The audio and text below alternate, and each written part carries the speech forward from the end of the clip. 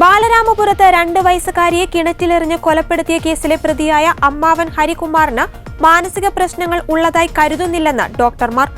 കോടതി നിർദ്ദേശപ്രകാരം Thiruvananthapuram medical college ആശുപത്രിയിലെ മനോരോഗ വിദഗ്ധരാണ് പരിശോധന നടത്തിയത്.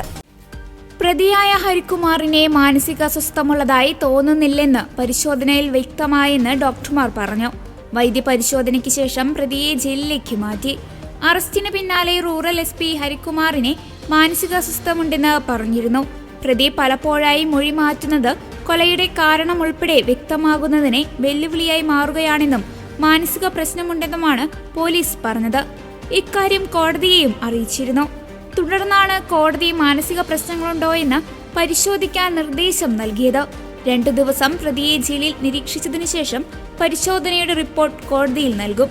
തന്റെ താൽപര്യത്തിന് വഴങ്ങാത്തതിനാൽ സഹോദരി ശ്രീധുവിനോടുള്ള വിരോധമാണ് കുഞ്ഞിന്റെ കൊലയ്ക്ക് കാരണമെന്നാണ് ഹരികുമാർ ആദ്യം മൊഴി നൽകിയത്.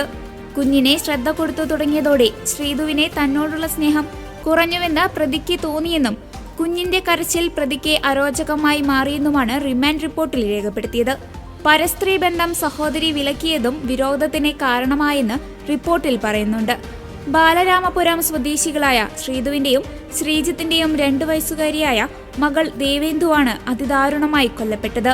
വ്യാഴാഴ്ച പുലർച്ചെ കുഞ്ഞിനെ കാണാനില്ലെന്ന് പരാതി ഉയർന്നിരുന്നു. തുടർന്ന് നടത്തിയ പരിശോധനയിലാണ് രാവിലെ 8:15 കുഞ്ഞിന്റെ മൃതദേഹം വീടിന് സമീപത്തെ കിണറ്റിൽ നിന്ന് കണ്ടെടുത്തത്.